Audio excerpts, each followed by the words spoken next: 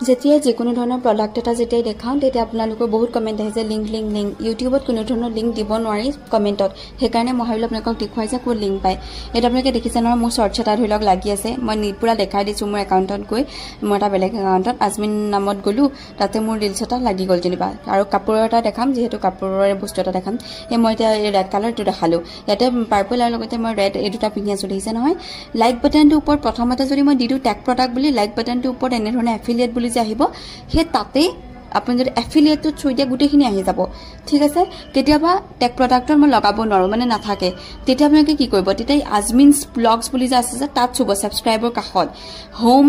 video shorts live playlist এগালমান আছে ন তাতে তাত গৈ যাব না পোষ্টত যাব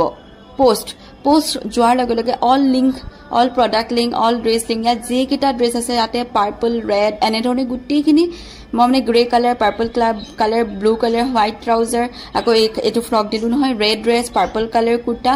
পুৰা ধুনীয়াকে প্ৰপাৰলি লিখি দিওঁ যাতে আপোনালোকৰ কোনো অসুবিধা নহয় তে তাত গৈ লিংকটোত চুই দিলে হ'ল য়েল্লো কালাৰ ল'ব বিচাৰিছে য়েল্লো কালাৰ লিংকত চুব যদি কিবা বেলেগ ল'ব বিচাৰিছে তাত চুই দিলে হ'ল মানে ইমান ইজিকে মই আপোনালোকক দেখাই দিছো মই যেতিয়া কম ইউটিউব পোষ্ট আপোনালোকে মোৰ সেই লাইভ প্লেলিষ্টৰ মোৰ নামত গৈ পেলাই মোৰ পোষ্টলৈ আহি যাব গম পাই যাব তাতে লিংক আছে তে ফলো কৰি থব সাবস্ক্ৰাইব কৰি থব